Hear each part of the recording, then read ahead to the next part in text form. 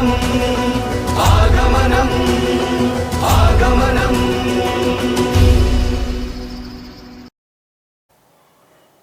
नमो अरिहन्ताडं नमो सिद्धाडं नमो आयिरीयाडं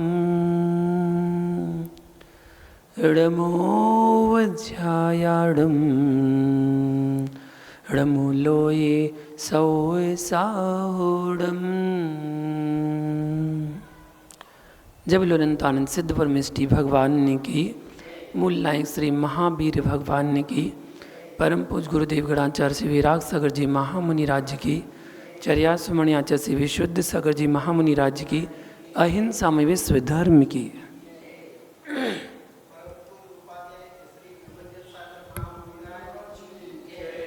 महानुभाव, जिज्ञासा समाधान आज का प्रारंभ करते हैं। और सर्वप्रथम पहली जिज्ञासा है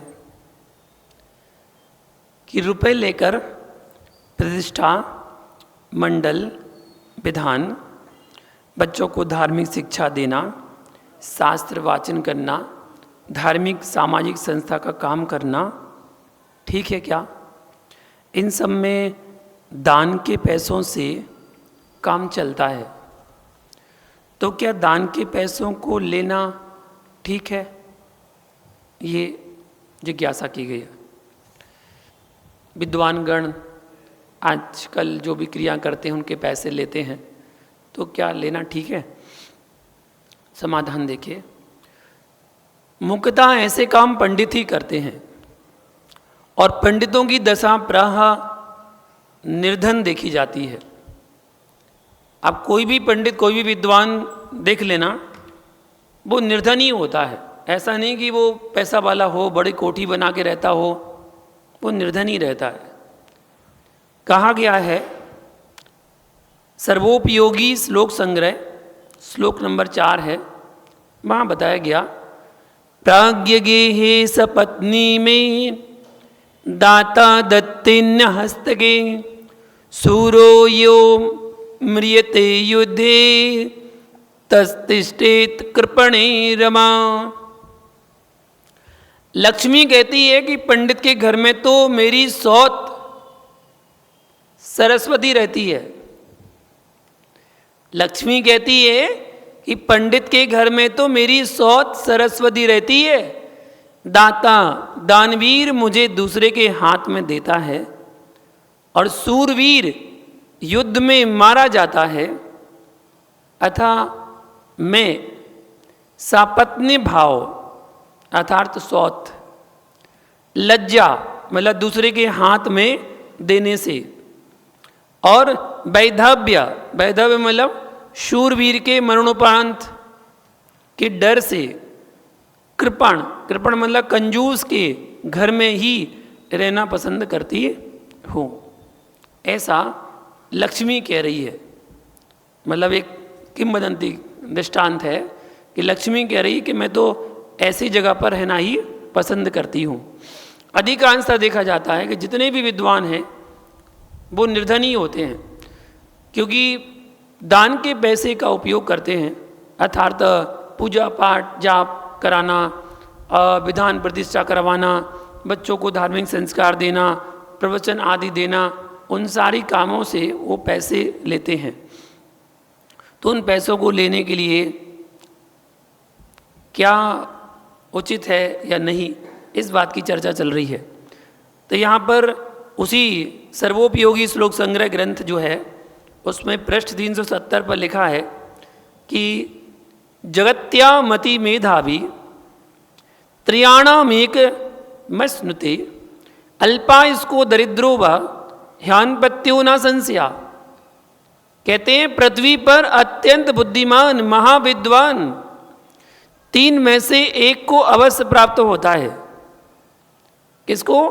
पहला वह अल्पायुष्क होता है, दूसरा दरिद्री होता है, तीसरा संतानहीन होता है। अब आप लगा लेना, कई विद्वान ऐसे हैं जिनकी संतान नहीं है, कई विद्वान ऐसे हैं जो दरिद्री हैं अर्थात निर्धन हैं, और कई विद्वान ऐसे हैं जो अल्पायुष के हैं, छोटी उम्र में ही चले गए। तो ऐसे हैं। तो पृथ्वी पर अत्यंत बुद्धिमान 3 में से एक को अवश्य प्राप्त होते हैं। और दरिद्रता से बड़ा जगत में कोई दुख है ही नहीं। कहा भी है दरिद्रियमपि जीवानाम देहे दीप्ति विदारकम अतः पर गृहस्थानाम दुखम न निश्चितम बुधई। यहाँ कहा गया कि निर्धन दरिद्र विद्वान पंडित को अवश्य ही दान देना चाहिए।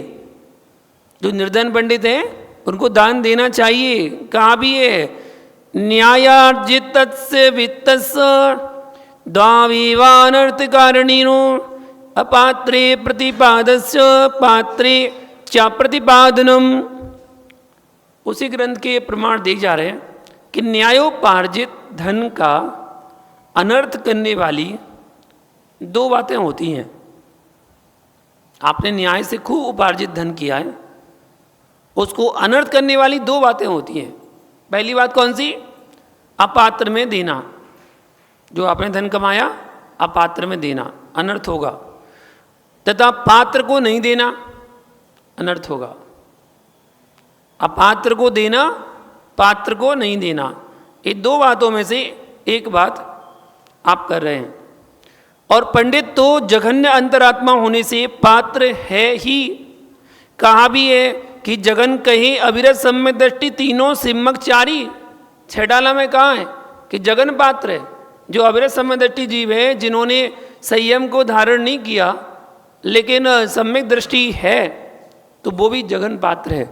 और जगन पात्र में दान देने योग्य है, अर्थात को दान कर सकते हैं आप। फिर एक बात और, धार्मिक शिक्षा देकर पंडितगण ज्ञान दान देते हैं। ज्ञान धन का दान सर्वोपरि दान है। उसके बदले में प्रतिदत्त धन लघु ही है। उस ज्ञान दान के सामने धन की कोई वैल्यू नहीं है। तो कहा भी है अधनम खलु जीवधनम हेमार्ध धनम महाधनम धान्यम अतिधन में तत्तृतेयम विद्याशीलम च मित्रम च। ये उसी ग्रंथ में ऐसे ऐसे श्लोक दिए हैं।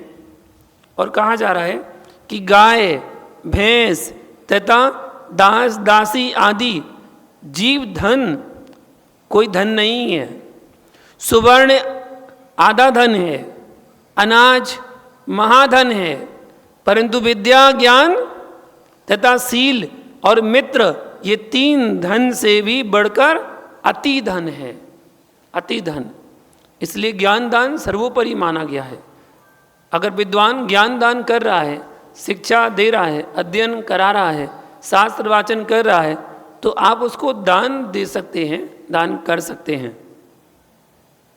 लेकिन स्थिति उनकी ऐसी ही होती है, या तो वो निर्धन या संतानविहीन और या फिर अल्पायु। अर्थात स्वर्णाधिक धन में से भी पंडित का ज्ञान सर्वोपरि ज्ञान कहा गया है। अतः पंडित ज्ञान महाधन का दान कर अर्थ लघुधन ही पुनः लेते हैं। मतलब महादान देते हैं और लघुधन लेते हैं। लघुधन अर्थ पैसा। तो वह दोष कैसा? वे पंडित जन जो धार्मिक पाठशाला पढ़ाना, प्रतिष्ठा विधान आदि में जीवन व्यतीत करते हैं, उनके भी साथ गृहस्थी, बाल बच्चे, सामाजिक जिम्मेदारियां, बीमारी, बुढ़ापा, खाना पीना आदि अनेक खर्चे के स्रोत जो हैं आवश्यक रूप से विद्वान हैं, वो भी तो गृहस्थी है। अतः ऐसे पंडितों को जिनकी आजीविका ही इस धर्म कार्य पर निर्भर है, दूसरा कोई आजीविका का स्रोत नहीं है, उनके लिए हमें दिल खोलकर पारिश्रमिक देना चाहिए। जैसा परिश्रम वो कर रहे हैं उनके अनुसार उन्हें पारिश्रमिक देना चाहिए। वह दान नहीं, वह तो पारिश्रमिक है। दान नामकरण करने से ही इतनी भ्रांति हो जाती है। पंडित जन अपना श्रम व समय देकर हमारे पुत्रों बालकों को धर्म विद्या पढ़ाते हैं या अन्य धर्म कार्य करते हैं, और उसके बदले में हमें पारिश्रमिक राशि देना ही चाहिए। यदि धर्माध्यापक पंडित निर्धारित समय पर पढ़ाने नहीं आते अथवा शीघ्र जाते हैं या मन लगाकर नहीं पढ़ाते हैं अथवा प्रतिष्ठा की अपेक्षा शीघ्रता से या प्रमाद से प्रतिष्ठा कार्य करते हैं अथवा अभिनय से क्रिया करते हैं अथवा श्रावकों द्वारा सौंपे हुए कार्य जैसे मूर्ति खरीद कर लाना आदि, उसमें धोखे से ज़्यादा बिल बनाते हैं और इसी तरह के अन्य मायाचार करते हैं अथवा संस्था का कार्य करने वाले झूठ मूठ कम ज़्यादा रसीदें काटता है अथवा विविध दातारों से चंदा लेकर रसीद काटता ही नहीं, पैसा लेता है रसीद नहीं काटता है इत्यादि। तो ये सब अन्याय अनीति भ्रष्टाचार है। इसका फल पंडित स्वयं भोगेगा। आपने तो अच्छे से दान दिया था ना, आपने तो निर्माण के लिए दान दिया था, लेकिन उसने अपने लिए ले लिया तो उसका जो कर्म का फल होगा वो स्वयं भोगेगा। परंतु यदि पंडित न्याय से कार्य करता है तो न्याय से काम करने के पश्चात तो वह मासिक वेतन पारिश्रमिक लेने का न्यायता ही भी हकदार है। अगर वो अच्छी तरह से मेहनत से कार्य कर रहा है तो वो पारिश्रमिक लेने का हकदार है। अब यह दायित्व तो वहाँ की समाज या उस संस्था कमेटी का है कि वह मंदिर निर्माण, स्थायी पूजा फंड आदि दान फंडों की राशि में से मासिक वेतन ना दें। जो संस्था कमेटी जन हैं वो कमेटी जन स्थायी पूजा फंड का पैसा इकट्ठा हो रहा है समाज के द्वारा कि हमारे भाई द्रव्य फंड में 1000 रुपये, हमारे 500 रुपये, हमारे 500 रुपये, हमारे 200 रुपये स्थायी फंड में इकट्ठा हुआ और उस फंड में से आप उसकी सैलरी दे रहे हैं। तो ये कमेटी वालों को सोचना चाहिए कि उसमें से वो फंड में से पैसा आदि नहीं देना चाहिए। या फिर दान फंड, जो दान में पैसा आ रहा है मंदिर के कार्य करवाने के लिए, निर्माण कार्य करवाने के लिए, मंदिर के लिए व्यवस्थित बनाने के लिए, उसके लिए पैसा आया है और आपने उसकी सैलरी दे रहे हैं, मासिक वेतन दे रहे हैं, तो वो आप ठीक नहीं कर रहे हैं। मासिक वेतन उसमें से ना दें। परंतु धर्म विद्या अध्यापन पारिश्रमिक कोष से ही देवें, ऐसा बनाना चाहिए कि ऐसी व्यवस्था बनाएं कि या तो कोई व्यक्ति विशेष को निर्धारित कर दें कि हमारे विद्वान की, पंडित जी की जो भी सैलरी है वो आपकी तरफ से जानी है, बस उसमें दान का कोई पैसा नहीं लगेगा, वो पारिश्रमिक का पैसा है, उसकी परिश्रम है, तो आप उसकी सैलरी अलग से दे रहे हैं तो कोई बात नहीं। और दानदाता हैं उनको केवल एक बार बताना होता है बस, तो वो देने के लिए तैयार हैं कि हाँ ठीक है। उनकी यहाँ 50 लेबर काम कर रही है, 50 लोगों की सैलरी दे रहे हैं, एक विद्वान की सैलरी वो दे देंगे तो क्या फ़र्क पड़ रहा है उन्हें, लेकिन उन्हें बोलना पड़ेगा कि हमारे यहाँ पंडित जी हैं तो उनकी सैलरी आपको अपनी तरफ से करवानी है, वो कर देंगे। श्रावकों ने भले ही अपने पुत्रों आदि के अध्ययन आदि के निमित्त पारिश्रमिक हेतु राशि एकत्र करके फंड कायम किया हो, पर इतने मात्र से वह राशि पंडित के लिए अग्राह्य नहीं हो जाती। उसने तो अपने श्रम व समय को लगाकर पारिश्रमिक के रूप में ही उसे प्राप्त किया है, दान के रूप में नहीं, परिश्रम के रूप में किया है। पंडित को हमने भूखा समझकर, भोजन अथवा गरीब समझकर दान से धन भेंटें थोड़े ही किया है, हमने उसे पारिश्रमिक ही दिया है।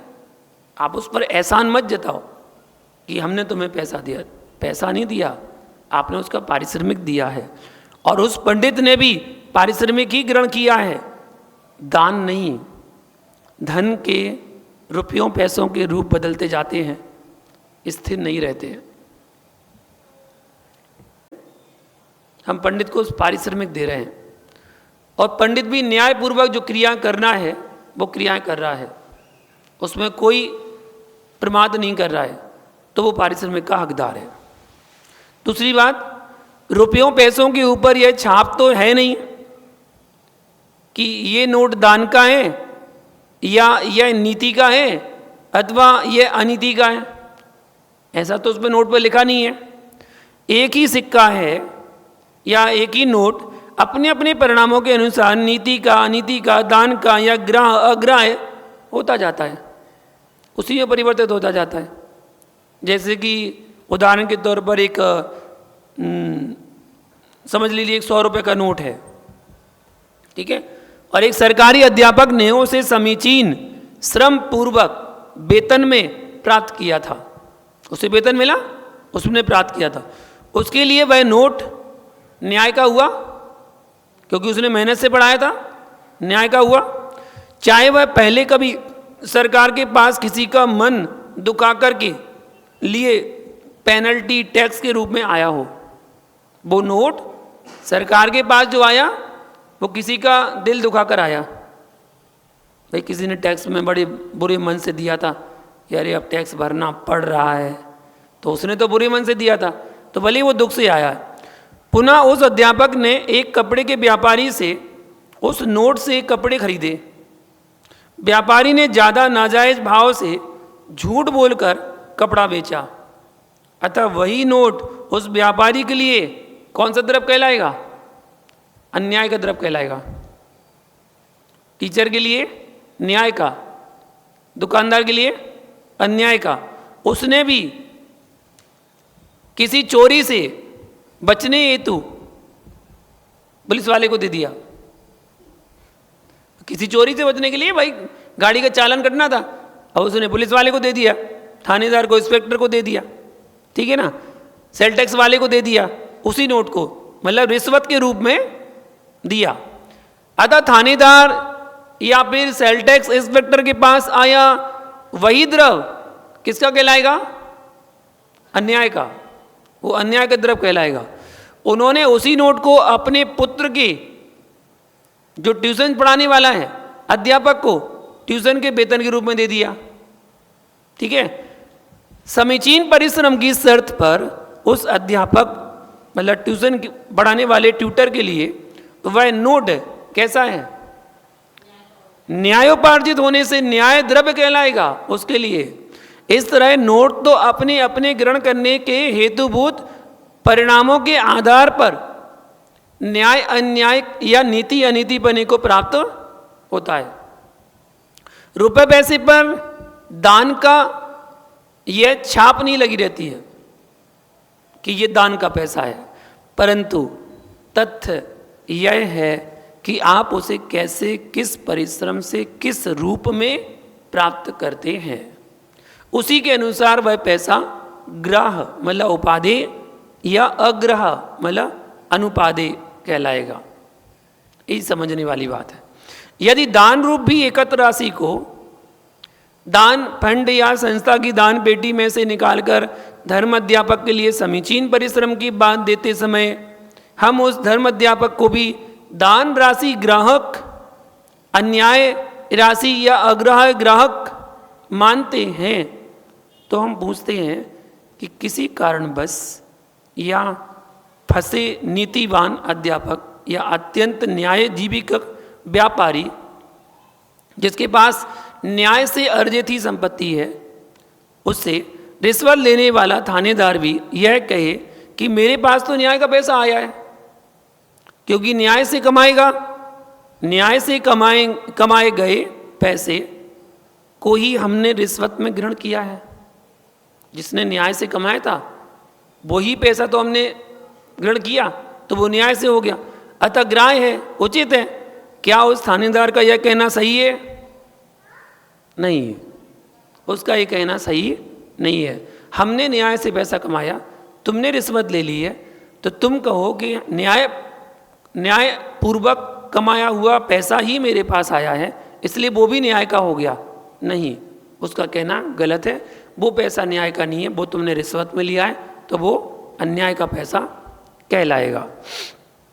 उसी बात की व्याख्या चल रही है कि जब तक पैसा नीतिवान अध्यापक या न्यायवान व्यापारी की जेब में है, तभी तक वह पैसा या रुपया न्याय का है। वहाँ से निकलकर पाप परिणाम पूर्वक रिश्वत बतौर थानेदार की जेब में जाते ही वह पैसा अन्याय का या रिश्वत का इस संज्ञा को प्राप्त हो जाएगा। यही बात सभी को इष्ट भी होगी। तथैव जब तक पैसा दान पेटी या संस्था के कोषागार में है, तब तक भले ही दान का इस संज्ञा को प्राप्त हो, परंतु वहाँ से निकलकर समीचीन श्रम व पुरुषार्थ से धर्माध्यापक पंडित की जेब में आते ही वह न्यायोपार्जित, धर्मोपार्जित, श्रमोपार्जित होने से पारिश्रमिक राशि या वेतन राशि व्यपदेश को प्राप्त होगा। समझ में आ रहा? इसमें डला है तो दान का पैसा है, लेकिन हम विद्वान को दे रहे हैं, पंडित को दे रहे हैं तो पारिश्रमिक का पैसा है वो। समझ में आ रहा? जब तक पैसा किसके पास था? व्यापारी के पास, जो ईमानदारी से कमा रहा है, तो वो न्याय का था। लेकिन पुलिस वाले के पास गया रिश्वत लेते हुए तो वो अन्याय का हो गया। ऐसे ही यहां लगाओ, ये दान का पैसा तब तक है जब तक गुल्लक में है, जब तक रखा है तब तक दान का पैसा है वो। और यदि कोई को हम सैलरी में दे रहे हैं तो वहां पर वो पैसा अन्याय का नहीं कहलाएगा, अनीति का नहीं कहलाएगा। वो पैसा उसकी पारिश्रमिक को दिया जा रहा है, उसकी सैलरी को दिया जा रहा है। पैसे के रूपक पात्र अनुसार बदलते जाते हैं, पैसे के रूपक पात्र के अनुसार बदलते जाते हैं। भैया पैसा न्याय का है या अन्याय का, अथवा ग्राह्य है या अग्राह्य, ये तो अपने परिणामों, अपनी क्रिया, अपनी करनी पर निर्भर है। अतः पंडित जन को धार्मिक कार्यों के बदले चुकाया गया वेतन भी पंडित के लिए पाप रूप या अनीति की राशि का ग्रहण या दान ग्रहण नहीं है, बल्कि पारिश्रमिक वेतन ग्रहण रूप ही कहा जाएगा। यदि सर्वत्र ऐसा ही रूपक माना जाए तो बिना वेतन तो कोई संस्थाओं के काम करने वाले सर्वत्र मिलेंगे नहीं, कि बिना वेतन वाला कोई मिल जाए काम करने वाला। धर्म शिक्षक भी नहीं मिलेंगे पढ़ाने वाले, भाई कोई कोई मिल जाएंगे, कहीं कहीं मिल जाएंगे जहाँ पर महिलाएं पाठशाला आदि पढ़ा देती हैं तो पैसे नहीं लेती हैं, तो कहीं कहीं मिल जाएंगी। लेकिन अधिकांशता तो आपको पैसे लेकर ही पढ़ाने वाले मिलेंगे। जो स्पेशली आपको विद्वान पढ़ाने आ रहा है, स्वाध्याय कराने आ रहा है, वो तो पैसा लेगा। तो हजारों में कोई एक निर्वेतन कार्यकर्ता मिल भी जाए तो हम पूछते हैं कि क्या ऐसे चंद जनों से परे भारत में सर्वत्र सब धर्म कार्य संपादित हो जाएंगे? नहीं, बहुत सी बातें हैं। आप छोटा सा भी विधान कराते हैं ना तो विद्वान को उसका पारिश्रमिक देना होता है। विधि प्रतिष्ठा, पंचकल्याणक, बड़े विधान, ये तो दूर की बात, इसमें तो देना ही पड़ता है। अतः योग्य वेतन का चुकाया अवश्य करके हमें पंडित से धर्म कार्य निर्भ्रांत होकर के कराने चाहिए। इस विषय में और भी बिंदु पठनीय और चिंतनीय हैं, समझने योग्य हैं कि आगम में कहा है कि इष्ट वस्तु समर्पण आदि करके शिष्य गुरु का उपकार करता है। श्लोक वार्तिक भाग 6 में पृष्ठ 154 में लिखा हुआ है। पूज्य गणेश प्रसाद जी वर्णी न्यायाचार्य ने अपने अध्ययन काल में एक गुरु, मतलब अर्जुन गुरु को अंगुली से निकालकर स्वर्ण मुद्रिका दान में दे दी। पूर्व में शिष्य भी गुरु के प्रति अपार निष्ठावान होते थे। कहने का इतना ही अभिप्राय है कि यदि धर्म अध्यापक की आवश्यकताओं की पूर्ति धर्माचारी विद्यार्थी ही कर दे तब तो फिर उन्हें वेतन लेने का भी प्रश्न ही नहीं उठता। पर आज कलयुग आया ना तो ऐसा तो संभव है नहीं है। मतलब अगर जो पढ़ने वाला विद्यार्थी है वो विद्यार्थी ही इतनी राशि दे दे विद्वान को कि उसे वेतन की आवश्यकता ही नहीं पड़ेगी, वो लेगा ही नहीं, तो वर्तमान में ऐसा कोई मिलता नहीं है। दूसरी बात, अनेक प्राइवेट ईसाई संस्थाओं, विद्यालयों आदि में अध्येता छात्र से प्रति मास भारी ट्यूशन फीस ली जाती है, पर पंडित के पास पढ़ने वाले चयन छात्र इस प्रकार नहीं करते। छात्र तो सर्वत्र निःशुल्क ही पढ़ते हैं। तभी यह समस्या आती है कि अलग से भिन्न भिन्न दानियों द्वारा निर्मित दान कोष से धर्माध्यापक को वेतन दिया जाता है। ध्यान से सोचने पर तो दानी का वह दान गरीब छात्र जो कि सर्वथा निःशुल्क ही धर्म शिक्षा पढ़ रहे हैं द्वारा ट्यूशन फीस नहीं चुकाने की पूर्ति करता है। अतः वह दान छात्रों पर मतलब छात्रों के लिए गया है, अध्यापक के लिए नहीं। वह तो मात्र अन्य संस्थाओं की तुलना में अल्पतम पारिश्रमिक राशि ही लेता है। अगली बात करते हैं कि एक हायर सेकेंडरी पास सरकारी अध्यापक अपने सेवा काल के अंतिम वर्ष में लगभग 3,000 रुपये पाता है। फिर सेवांत में 70-80 हज़ार रुपये की ग्रेजुटी आदि की राशि, पेंशन आदि तथा सेवा काल या सेवानिवृत्ति पर भी बीमारी में चिकित्सा व्यय एवं साल में कई मासों की छुट्टियां आदि सुविधा भी लेता है। क्या इसी के समकक्ष योग्यता वाले विशारद पास धर्म पंडित को हम ये सब सुविधाएं दे सकते हैं? कदापि नहीं। कौन से धर्म पंडित को ऐसी छुट्टियां दी जाती हैं? अगर आपने 1 महीने के लिए कोई शास्त्र पढ़ाने के लिए, अध्ययन कराने के लिए कोई पंडित को लगा लिया और वो कहे कि भैया हम तो 4-5 दिन की छुट्टी लेंगे या हमें कहीं बाहर जाना है तो हम छुट्टी लेंगे, तो क्या उसको परमानेंट छुट्टी दी जाती है? सरकारी स्कूल वाले को तो दी जाती है, उसको तो पेंशन भी और ये भी और वो भी और रिटायर फंड भी और ये भी सब दिया जाएगा। क्या अपने पंडित को दिया जाएगा? आज तक तो कहीं नहीं सुना हमने कि किसी ने दिया हो। ऐसा तो कोई नहीं है जो फंड देता हो। फिर भी जो पेट से कोड़ कर यह धर्म कार्य करे उसके लिए हम कहें कि दान का पाता है, कहाँ तक उचित है? अब उसको हम आरोप लगाएं कि दान का खाता है, दान का पाता है, तो ये कहाँ तक उचित है? वो तो अपना पारिश्रमिक कर रहा है ना।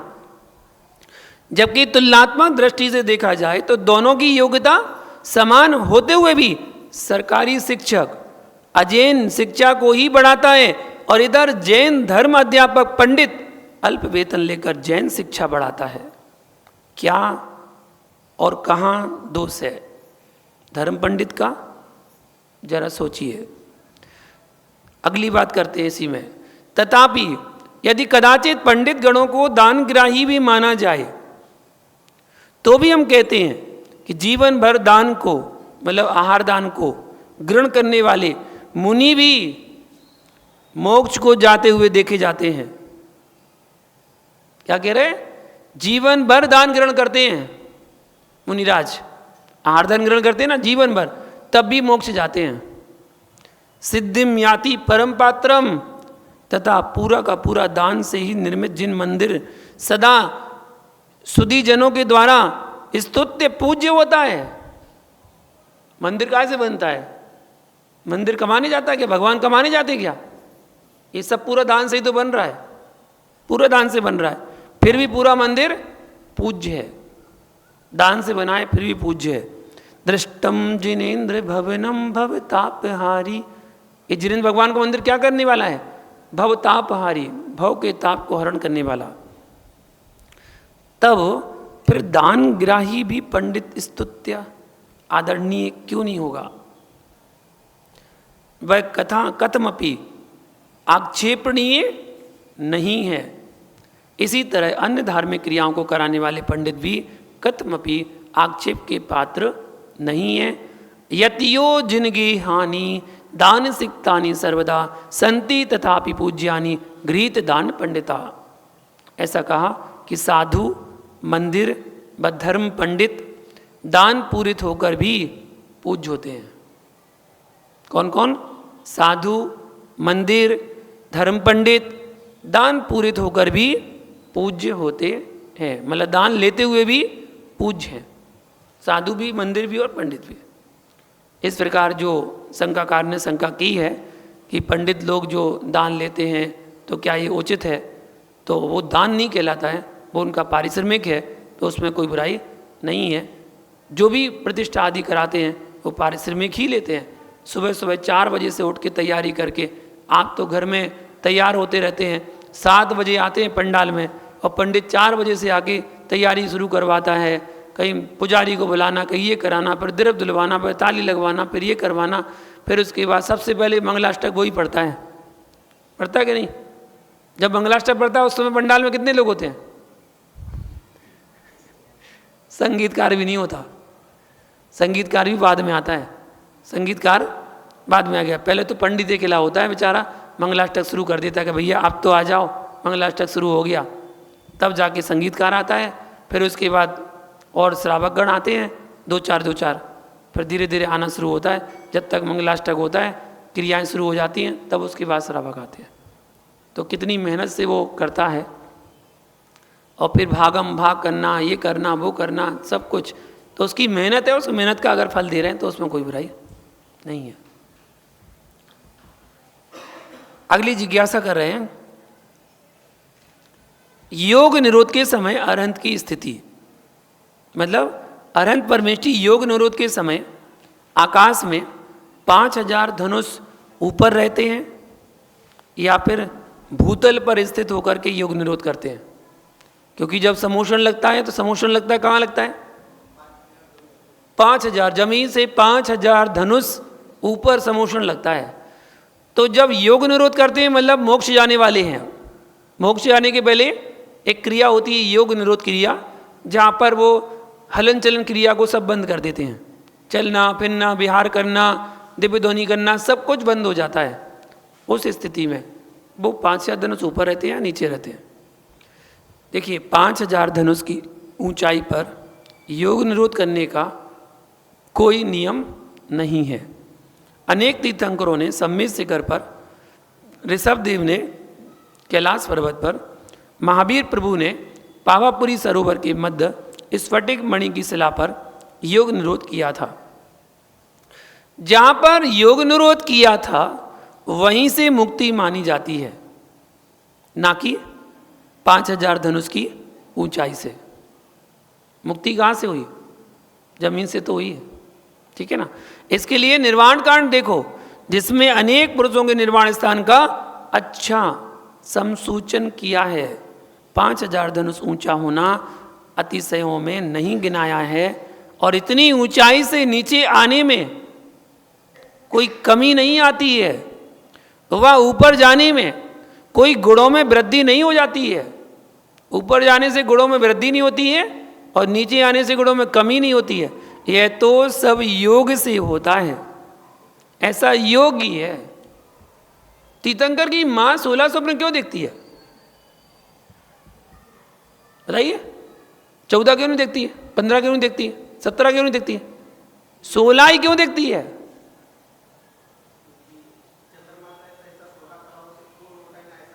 ये तो तुक्का मार रहे हैं। ये कोई आंसर नहीं है। मालूम इसका आंसर क्या है? ऐसा योग ही है, ऐसा योग ही है। जैसे अभी अभी बताया ना कि ऐसा योग ही है कि भगवान जैसे ही केवल ज्ञान प्राप्त होता है और वो 5000 धनुष ऊपर उठ जाते। क्यों उठ जाते हैं? ऐसा योग ही है। इसका कोई जवाब ही नहीं है, इसका योग ही है। स्वर्ग 16 क्यों होते हैं? नरक 7 क्यों होते हैं? ऐसा योग ही है। अब इसमें कोई तर्क नहीं चलता, ऐसा होता ही है। भगवान का जन्म का जो अभिषेक है वो सौदरमिंद्र आता है ना। सचिंद्राणी को लेने भेजता है। सचिंद्राणी मायावी बालक को रखती है और बालक को उठाकर लेके जाती है। सौदरमिंद्र ऐरावत हाथी पर लेकर जाता है। 1008 कलशों से अभिषेक करता है मेरू पर्वत पर। तो आदिनाथ के में वैसे किया था और चंदाप्रभु के में ऐसे किया था। बोलो, जो आदिनाथ के समय किया था वैसे चंदाप्रभु के समय किया था, वैसे शांतिनाथ के समय किया था, वैसे पारसनाथ के समय किया था। अरे हर तीर्थंकर का योग ही है, ऐसा योग ही है कि बालक को ऐरावत हाथी पर ही लेके जाएंगे, मेरू पर्वत पर ही लेके जाएंगे। 1008 कलशों से अभिषेक ही होगा। सौदरमिंद्री भगवान के दाहिने पैर के अंगूठे में चिन्ह देखेगा, वो निर्धारित करेगा।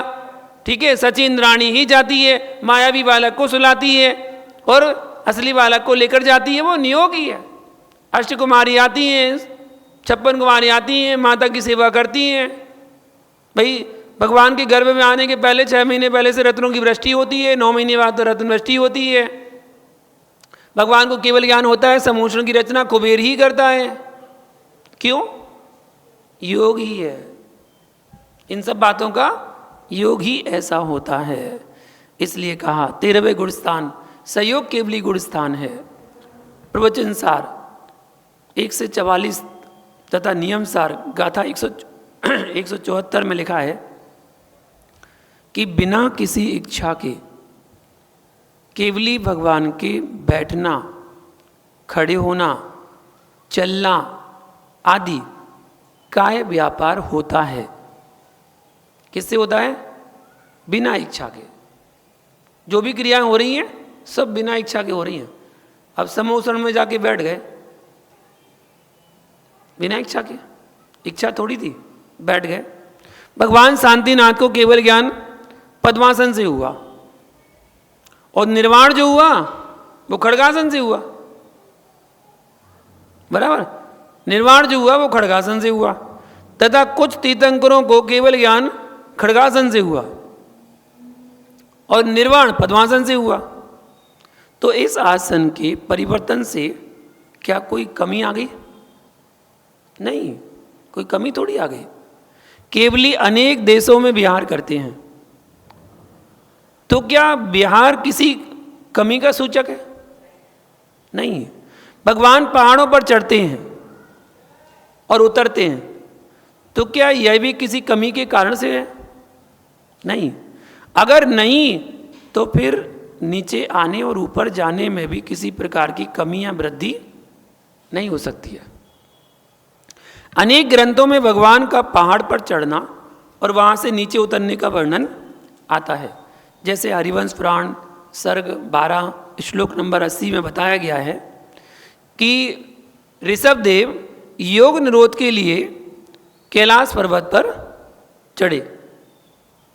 ऋषभदेव कैलाश पर्वत पर चढ़े योग निरोध के लिए। पुराण सार संग्रह सर्ग 1 श्लोक नंबर 78 में बताया गया है कि चंदा प्रभु भगवान सम्मेद शिखर पर चढ़े। हरिवंश पुराण सर्ग 59 में श्लोक नंबर 1 में बताया है कि भगवान नेमिनाथ गिरिनार, उस पर्वत का नाम ही ऐसा पड़ गया था गिरिनार। मालूम क्यों, कैसे पड़ा था? नेमिनाथ तो चले गए, बैराग हो गया, दीक्षा लेने के लिए चल गए पहाड़ पे। राजुल को जैसे ही पता चला, ओह स्वामी चले गए, मुझे छोड़कर चले गए। 9 भवों की पीड़ को तोड़ दिया, 9 भवों से जो बंधन था वो तोड़ दिया, उन्हें भी बैराग हो गया। अब वो पहाड़ पर चढ़ी तो स्त्री है, ठीक है, नारी तो नारी है। अब जो पहाड़ पर चढ़ रही थी तो गिर रही थी, तो बार बार गिर रही थी नारी बार बार गिर रही थी, तो पहाड़ का नाम क्या पड़ गया? गिरनारी। सही कह रहा हूं मैं, नाम पड़ गया गिरनारी। वो गिरनारी से उतरे। इन सब कथनों से साफ व्यक्त होता है कि भगवान पृथ्वी से कुछ ही ऊंचे चलते हैं तभी चढ़ना और उतरना संभव होता है। 5000 धनुष ऊंचे विहार करने पर चढ़ने उतरने की बात नहीं बनती। 5000 धनुष की ऊंचाई तीर्थंकर केवलियों से ही संबंधित है। ऐसा तिल्लोपनिषद अध्याय 4 में गाथा नंबर 705 में दिया है। अतः सामान्य केवलियों की तो आकाश सिद्धता का कोई नियम नहीं रहता। तीर्थंकर का तो रहता है, लेकिन सामान्य केवली का तो ऐसा कोई नियम भी नहीं रहता। अब रहे तीर्थंकर केवली, सो 5000 धनुष ऊंचा ही रहने का उनका भी कोई नियम नहीं है।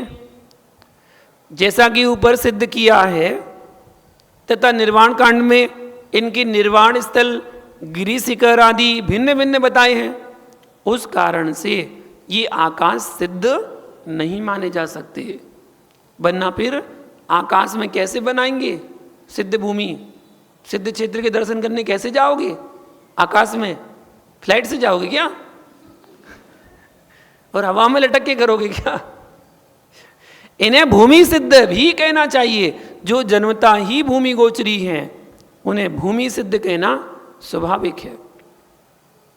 हाँ, समोषण के लिए 5000 धनुष ऊपर चले जाते हैं, वो स्वाभाविक क्रिया है, पहुंच गए। अब जहां वो पहुंचे ना, जहां वो बैठे हैं उसके नीचे से ही समोषण की रचना प्रारंभ होती है, बराबर। जहां वो बैठे हैं उसके नीचे से ही समोषण की रचना होती है, और समोषण तलहटी तक होता है, नीचे तक, यहां से लेकर ऊपर 5000 धनुष का समोषण होता है। समझ में आ ना? तभी तो श्रावक जाएंगे, वरना त्रियंच क्या त्रियंच क्या उड़ के जाएंगे भाई? त्रियंच भी तो जा रहे हैं ना भाई, जमीन से तो जाएंगे सीढ़ियां लग के। तो अब वहां पहुंचने में कितनी सीढ़ियां आ रही हैं? 20,000 सीढ़ियां हैं, 1-2 सीढ़ी नहीं है, 20,000 सीढ़ियां चढ़ के जानी है। अब 20,000 सीढ़ियों के लिए इतना खतरनाक एक्सीलेटर लगा है, एक्सीलेटर बोलते क्या बोलते उसको, वो सीढ़ियां अपने आप चढ़ती जो एक्सीलेटर, इतना खतरनाक लगा है कि मात्र अंतर मुहूर्त में सीधे पहुंच जाते ऊपर 5000 धनुष। अंतर मुहूर्त में तो ऊपर पहुंचते हैं सीधा। आपको बस खड़े होना है, आप तो खड़े हो जाओ, खट खट खट खट खट खट सीधे पहुंच जाओगे। तो 20,000 सीढ़ियां चढ़ते हैं, 5000 धनुष जब भगवान ऊपर पहुंचते हैं तो समोषण की रचना कैसी होती होगी, विशाल। तो जब समोषण विघटित होता है तो भगवान का विहार भी होता है, तो विहार के लिए वो स्वतः ही, ये स्वाभाविक क्रिया है, वो अपने आप नीचे आते हैं, ऊपर जाते हैं। आकाश सिद्ध तो वे हैं जो उपसर्ग के कारण या पूर्व की रिद्धिवश पृथ्वी आदि के आधार से रहित ऊंचे आकाश से मोक्ष हो जाते हैं। मुनिराज जमीन में साधना कर रहे थे, कोई देव आया, उठाया मुनिराज को, ले गया आकाश में, और खूब आकाश में ले जाके छोड़ दिया, पटक दिया। और मुनिराज तो ध्यानस्थ थे, उन्होंने अपने कर्मों की निर्जरा की, केवल ज्ञान हो गया, आकाश से ही केवल ज्ञान हो गया, वहीं के वहीं वो अधर्म में हो गए, और वहीं के वहीं उनकी अष्टकर्म का क्षय हो गया, मोक्ष को प्राप्त कर लिया। एवमेव जल सिद्ध वे हैं जो उपसर्ग के कारण लवण समुद्र आदि से मोक्ष जाते हैं, वो भी उपसर्ग के कारण। इस प्रकार ये घटना बताई गई। द्वीपायन मुनि, इसी के साथ एक जिज्ञासा जुड़ी है कि द्वीपायन मुनि सम्यक्त्वी थे या मिथ्यात्वी थे? मुनि, द्वीपायन मुनि जिनके निमित्त से द्वारका नगरी जलकर भस्म हुई, वो सम्यक्त्वी थे कि मिथ्यात्वी थे? द्वीपायन मुनि संयम के निदान तथा महामुनि थे। क्या? महामुनि। भद्रसंग ने गाथा नंबर 10 की टीका में लिखा है, उन्होंने अनुत्तर विमानों में आयु का उत्कृष्ट अनुभाग बंद किया था, जो कि अप्रमत्त संयत गुण स्थान में स्थित जीव उत्कृष्ट परिणामों द्वारा ही बांधता है। अप्रमत्त गुण स्थान 7वें गुण स्थान में है। धबला पुस्तक 12 में लिखा है ऐसा कि अप्रमत्त गुण स्थान वाला ही उत्कृष्ट परिणामों द्वारा बांधता है जीव।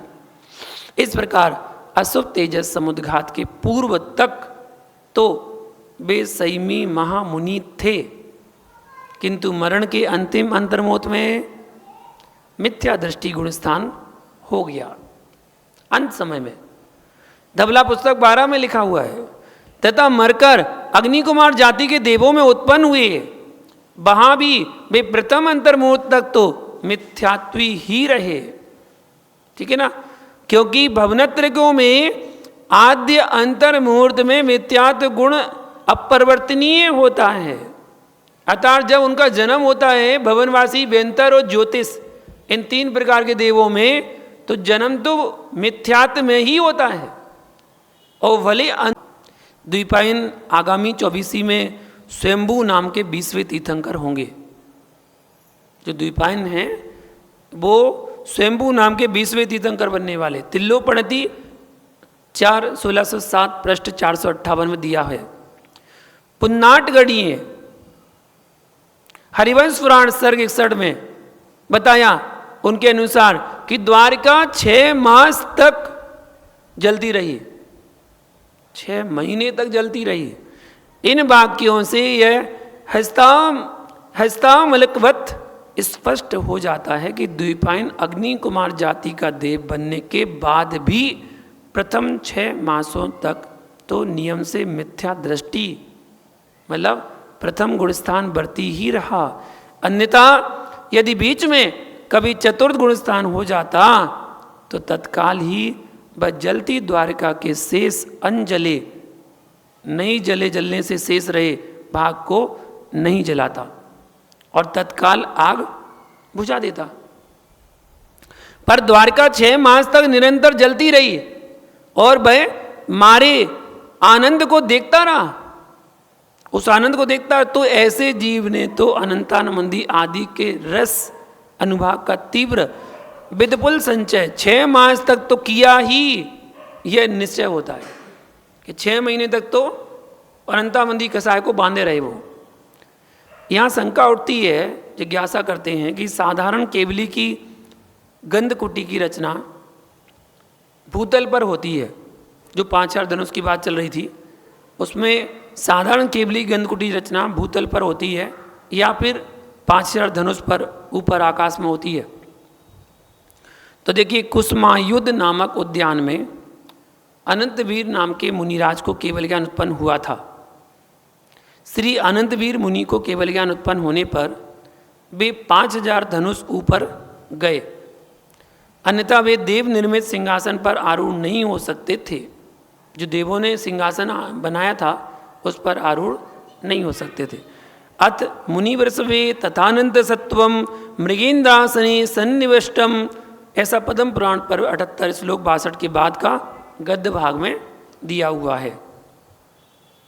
अतनंतर केवल ज्ञान उत्पन्न होते ही मुनिराज अनंत वीर के वीर्यांतराय कर्म का क्षय हो जाने से अनंत बल के स्वामी हो गए तथा देव निर्मित सिंहासन पर आरूढ़ हुए। देव निर्मित सिंहासन पर आरूढ़ हुए, इससे जाना जाता है कि केवल ज्ञान उत्पन्न होने पर श्री अनंतवीर 5,000 धनुष ऊपर गए थे। रतनचंद मुक्तार जी ने इसका प्रमाण दिया। परंतु बरांग चरित्र जो कि एक विशिष्ट ग्रंथ है उसमें लिखा है कि वरदत्त केवली भगवान ने शिला तल पर बैठकर धर्मोपदेश दिया। ऐसा सर्ग 3 श्लोक नंबर 2 में प्रमाण दिया है। इस विषय में कोई विशेष बात हो तो आगमज्ञ विचार करके सूचना करना चाहिए, मतलब समझना चाहिए। इस प्रकार एक केवल ज्ञान संबंधी जिज्ञासा को हमने जाना। समय हो चुका है, इसलिए शेष चर्चा कल करेंगे अगली जिज्ञासा के साथ। अभी जो जिज्ञासा आपने जानी है, हो सकता है संतुष्ट होंगे आप और अच्छे से उसको जीवन में धारण करेंगे। इसी मंगल भावना के साथ जय बोलो महावीर भगवान ने की। बाजे घुंघरू हाथों में दीपक लेके आरती करूं, बाजे छम छम छम छमा छम, बाजे घुंघरू बाजे घुंघरू हाथों में दीपक लेके आरती करूं, बाजे छम छम छम छमा छम। यह विधि मंगल आरती कीजे, विधि मंगल आरती कीजे, पंच परम पद भज सुख लीजे, हम भज भज सुख लीजे। इसीलिए जय हो, इसीलिए नाथ तेरी आरती करूं ओ बाबा आरती करूं, हाथों में दीपक लेके आरती करूं, बाजे छम छम छम छमा छम। बाजे घुंघरू पहली आरती श्री जिन राजा, धर पार उतार जी हाजा, आरती श्री जिन राज, सुमरण कर मिटे भव फेरी। इसीलिए जय हो इसीलिए नाथ तेरी आरती करूं ओ बाबा आरती करूं हाथों में दीपक लेके आरती करूं बाजे छम छम छम छमा छम। दूसरी आरती से धन केरी, दूसरी आरती से धन केरी, सुमिरन करत मिटे भव फेरी, छम छम छम छमा छम। बाजे घुंघरू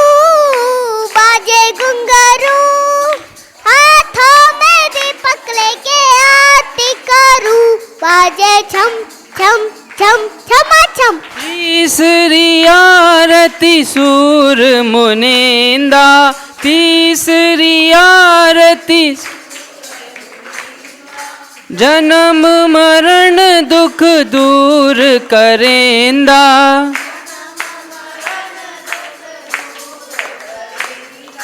छम छम छम छमा छम। बाजे घुंघरू हाथों में दीपक लेके आरती करूं बाजे छम छम छम छमा छम। चौथी आरती श्री उपजाया, आरती श्री उपजाया, दर्शन देखत पाप पलाया, छम छम छम छमा छम। बाजे घुंघरू हाथों में दीपक लेके आरती करूं बाजे छम छम छम छमा छम। पांचवी आरती साधु तुम्हारी,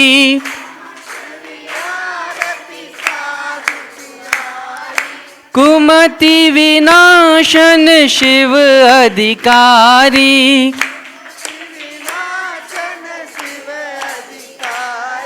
छम छम छम छमा छम। बाजे घुंघरू हाथों में दीपक लेके आरती करूं बाजे छम छम छम छमा छम। संध्या करके आरती कीजे, अपनों जन्म सफल कर लीजे, सोने का दीप कपूर की जगमग ज्योति जगे सारी राती, छम छम छम छमा छम। बाजे घुंघरू हाथों में दीपक लेके आरती करूं बाजे छम छम छम छमा छम। बाजे घुंघरू हाथों में दीपक लेके आरती करूं। जो कोई आरती करे करावे, सो नर नार अमर पद पावे, इसलिए प्रभु जी की आरती करूं हाथों में दीपक लेके आरती करूं बाजे छम छम छम छमा छम। बाजे घुंघरू हाथों में दीपक लेके आरती करूं बाजे छम छम छम छमा छम। जय बोलो पंच परमेश्वरी भगवान की। चलिए मुनिश्री की आरती। भंजन सागर जी मुनिराज की। विभंजन सागर मुनिराज आज थारी आरती उतारूं, विभंजन सागर मुनिराज आज थारी आरती उतारूं, आरती उतारू थारी मूरत निहारू, आरती उतारू थारी मूरत निहारू, विभंजन सागर मुनिराज आज थारी आरती उतारू। क्षेत्र सोनागिर जन्म लियो है, माँ जिन वाणी को धन्य कियो है, विराग सागर जी के लाल आज थारी आरती उतारू, विभंजन सागर मुनिराज आज थारी आरती उतारू। ज्ञानी ध्यानी निरअभिमानी शांति सुधारस के हो दानी वाणी है सुखकार। आज थारी आरती उतारू पिबंजन सागर मुनिराज। कोमल काया छोड़ी माया जग का नश्वर सुख न भाया छोड़ा सब परिवार। थारी आरती उतारू पिबंजन सागर मुनिराज। मोक्ष वधु तुमको अति प्यारी गुरु महिमा तुमसे जग जानी करो जगत उद्धार। आज थारी आरती उतारू पिबंजन सागर मुनिराज। स्वर्ण रत्नमयी आरती भाई केवल ज्ञान मिले सुखदाई युग युग जियो मुनिराज। आज थारी आरती उतारू पिबंजन सागर मुनिराज। पांचवी आरती साधु तुम्हारी कुमति विनाशन शिव अधिकारी शरण में ले लो मुनिराज। थारी आरती उतारू विभंजन सागर जी गुरुराज। आज थारी आरती उतारू आरती उतारू थारी मूरत निहारू। आरती उतारू थारी मूरत निहारू पिबंजन सागर मुनिराज। आज थारी आरती उतारू। जय बोलिए परम पूज मुनि श्री 108 विभंजन सागर जी मुनिराज की। नमोस्तु गुरुदेव, नमोस्तु गुरुदेव, नमोस्तु गुरुदेव।